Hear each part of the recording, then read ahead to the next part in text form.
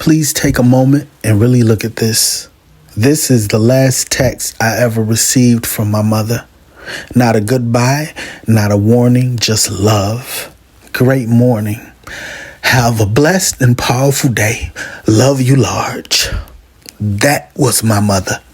That was us. That's how we talked every single day. I didn't know that when I read those words, I was holding the last piece of her voice I would ever get.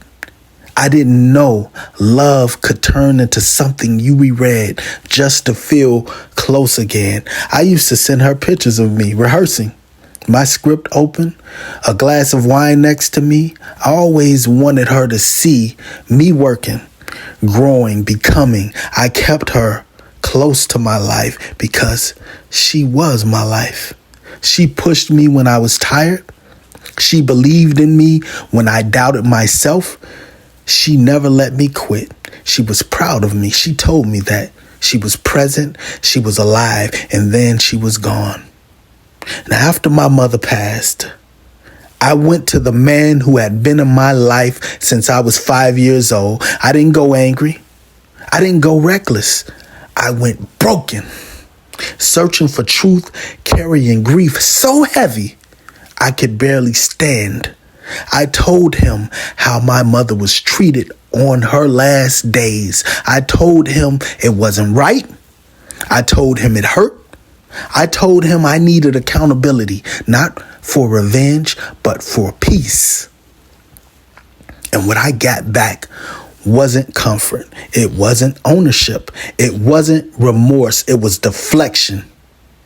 And then he said something that has never left me. How can I forgive myself? Not I'm sorry, not she deserved better, just how can I forgive myself? My mother was gone, and somehow the focus still wasn't on her.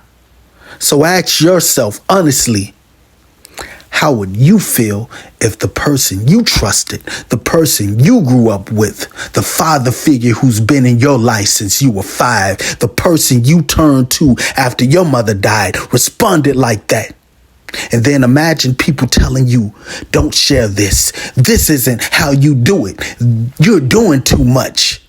While every night you replay your mother's final days, while you reread her text, while you hear her voice and wonder how love like that just disappears.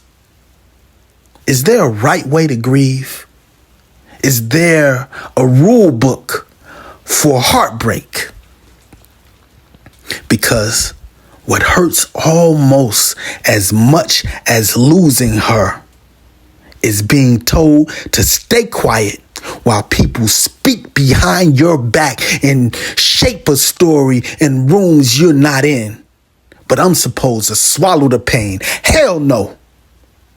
If this was your mother, if this was your last I love you, if you were the one left with unanswered questions, would you really stay quiet?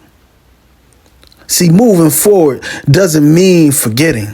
Strength doesn't mean silence. And peace does not come from pretending my mother didn't matter. My mother gave me love until her very last text.